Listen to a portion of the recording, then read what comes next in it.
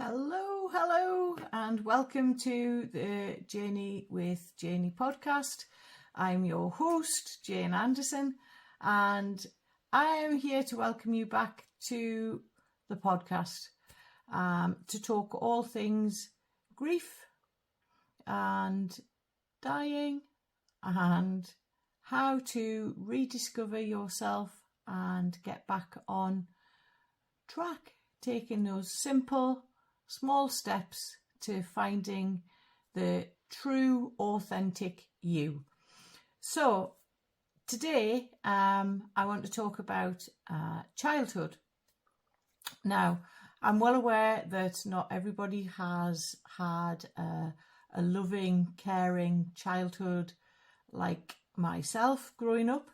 As I've mentioned in previous episodes, I was brought up on a farm with my mum and dad and my younger brother, and it is the most amazing time. And it wasn't until I lost my mum to liver failure in January of 2022 that I realised how much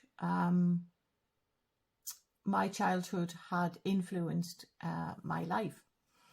So this is what I'm going to talk about today. So it's a bit of reflection on my part, and where my first book that is called Janey, You Never Realise, where the thoughts and feelings came from that have gone into that book. And towards the end of the podcast today, I'm just going to open the book and I'm going to read a little bit to you guys. Open and honest, I've never reread the book, so I've no idea what's going to come through when I open the pages, so it'll be what it is. And yeah, so the whole thing of I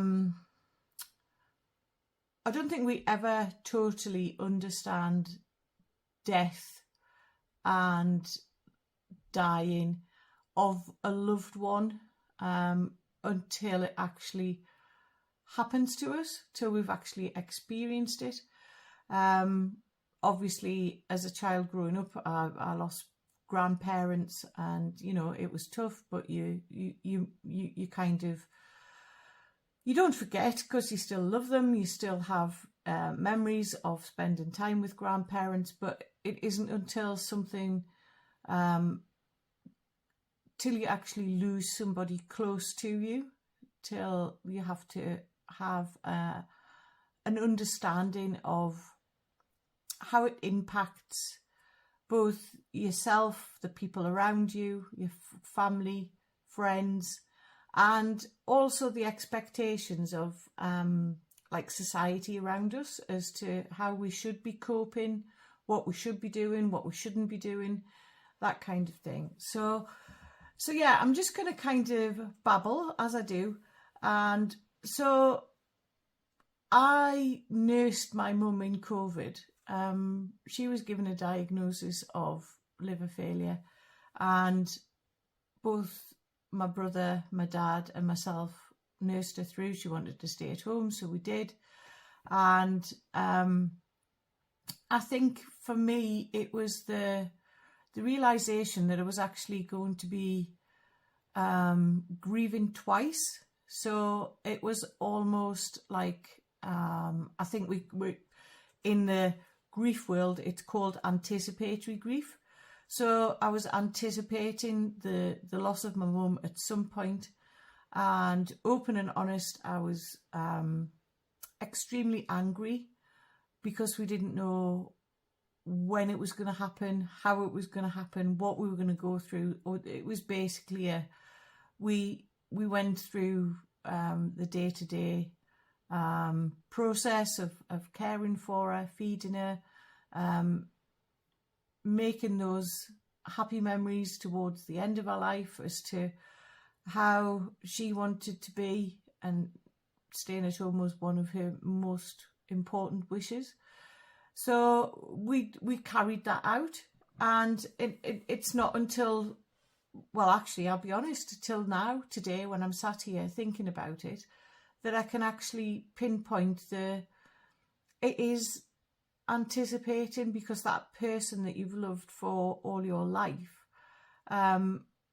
you're suddenly the person caring for them instead of the other way around, especially in my situation, as it was my mum that I was nursing, and spending time talking about those happy memories and sharing the love of, she always wanted to know about what the children were doing, what they were planning, also about me and where I was going.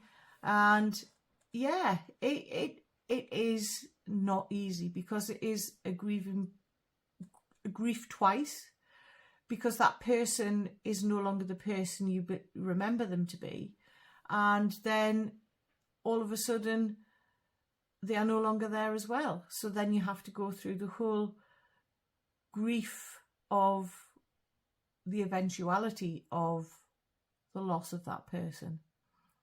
Now, I am going to have to think of a different name for loss, because it's not a loss, because they are still there, in our thoughts, our minds, and in spirit.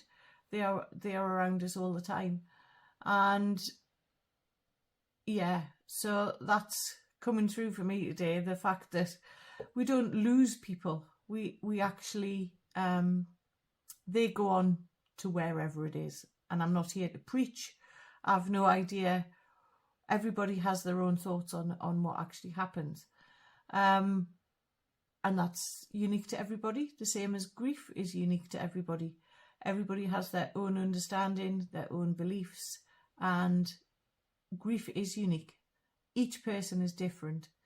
And for me, it's actually listening to people and understanding the journey that they're on, and where I can help to give them those little tools that might help on a daily basis to get them back on their feet, and start a new chapter in life. We don't have to actually stop our life because somebody has passed on or is no longer with us in the physical. We get to choose what we want to do, and ultimately it is our choice. So I totally get it. If you feel you want to be that person that is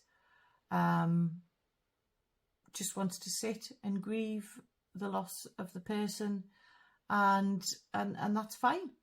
Like I said, grief is unique. We do what we want to do. And this is the whole thing with the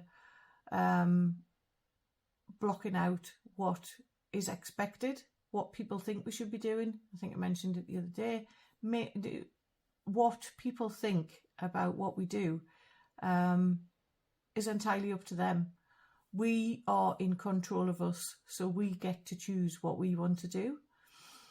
So I think for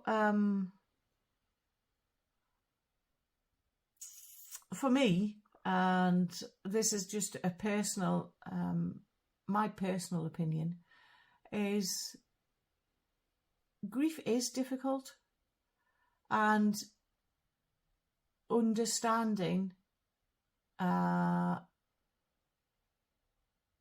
you are is an inside job, and it's understanding you as a person. So the whole journey with Janey, for me, has been finding my inner being, my inner self, and believing in me. So yeah, it isn't easy. Life isn't easy, and I'm sure many people will say that.